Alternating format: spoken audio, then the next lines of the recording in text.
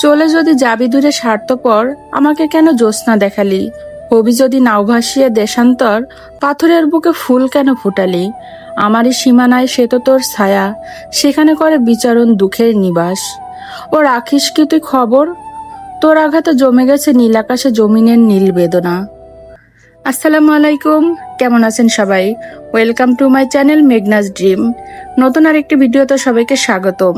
এখনকার বাচ্চারা মোবাইল ছাড়া আর কিছুই বোঝে না। যে আমাদের আরিশা মনি এখানে শুয়ে শুয়ে মোবাইল দেখছে, আর আমি এদিকে ওয়াশিং মেশিনে কিছু কাপড় দিয়েছি ধোয়ার জন্য।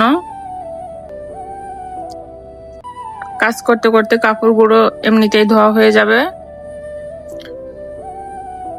আর এই যে এদিকে আমাদের ছোট বেবিটা ওয়াজিহা, ও ঘুমাচ্ছে দেখেন কিভাবে।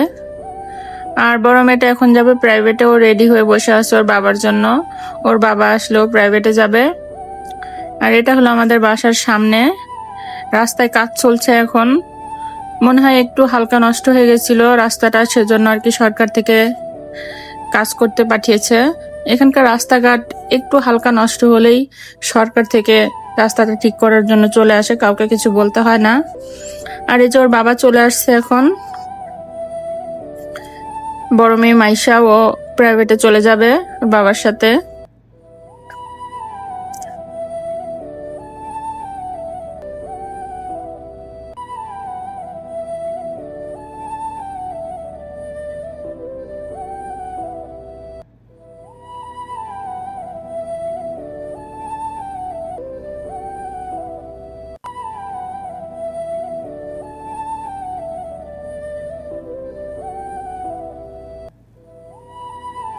তো যে ওরা চলে গেল, আমরাও চলে আসলাম রুমের ভিতরে।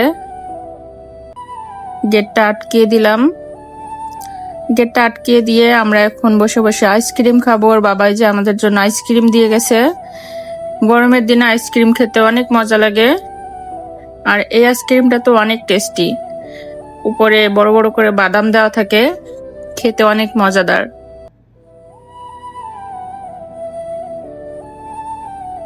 তো এই যে আমি একটা আইসক্রিম ওকে ছিঁড়ে দিলাম, ও এখন বসে বসে আইসক্রিম খাবে।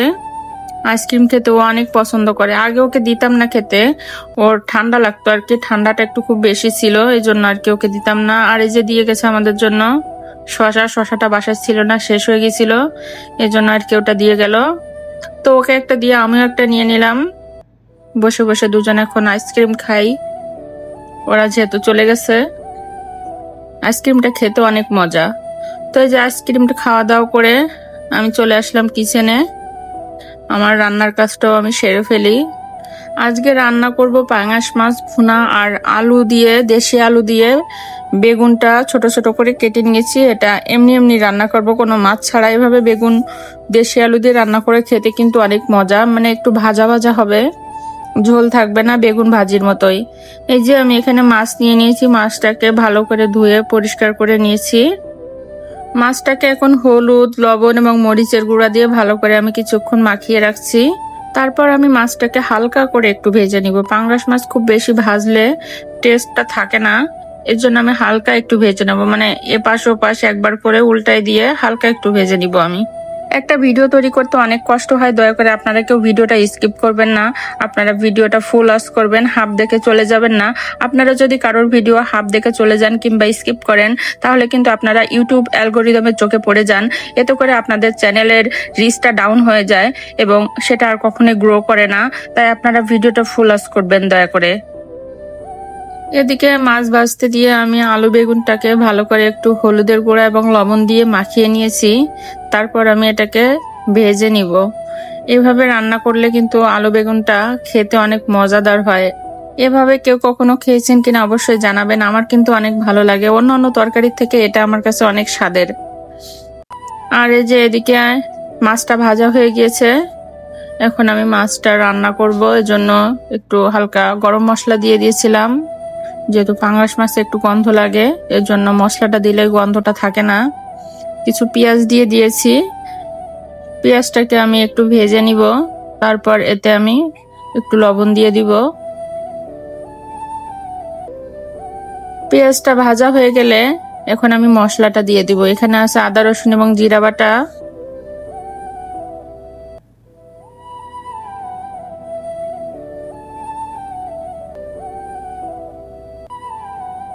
তারপর দিয়ে দেব একটু শুকনো মরিচ বাটা। মাছ ভুনাতে শুকনো মরিচটা বেটে দিলে আর কি দেখতেও সুন্দর লাগে, খেতেও কিন্তু মজার হয়। এখন আমি দিয়ে দিব একটু হলুদের গুঁড়া। যেহেতু মরিচটা বেটে দিয়েছিলাম এজন্য আর কোনো শুকনো মরিচের গুঁড়া দিব না। এখন আমি দিয়ে দিব কয়েকটি কাঁচামরিচ।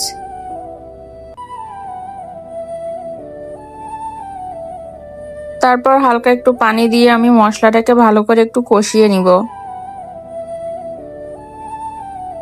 এখানে মশলাটা কষানো হচ্ছে আর ওদিকে দেখেন আমার আলু বেগুনের রান্নাটা প্রায় হয়ে গিয়েছে। মশলা দেখতে কিন্তু অনেকটা সুন্দর লাগছে। পাঙ্গাস মাছের জন্য মশলাটা কষানো হয়ে গিয়েছে। এখন আমি ঝোলের জন্য কিছুটা পানি দিয়ে দিব।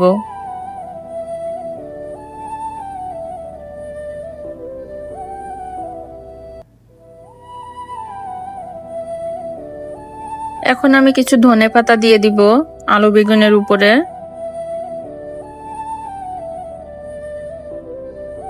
এই যে এখন বলক চলে আসছে, আমি ভেজে রাখা মাছটাকে দিয়ে দিব। এখন আমার ভিডিও আপনাদের কাছে কেমন লাগে কমেন্টে জানিয়ে যাবেন। যদি ভালো লেগে থাকে তাহলে আমার চ্যানেলটা অবশ্যই সাবস্ক্রাইব করে দিবেন আর পাশে থাকা বেল আইকনটা অন করে রাখবেন, তাহলে পরবর্তী ভিডিও আপলোড করার সাথে সাথে আপনাদের কাছে নোটিফিকেশন পৌঁছে যাবে। মাছটা প্রায় রান্না হয়ে আসছে, এখন আমি উপরে কিছু ধনেপাতা দিয়ে দিব।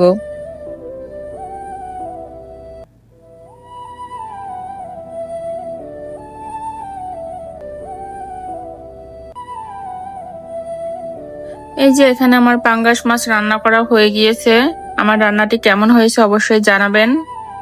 আজকের মতো এ পর্যন্তই। সবাই ভালো থাকবেন, সুস্থ থাকবেন। সবার জন্য রইল অনেক অনেক ভালোবাসা। আসসালামু আলাইকুম।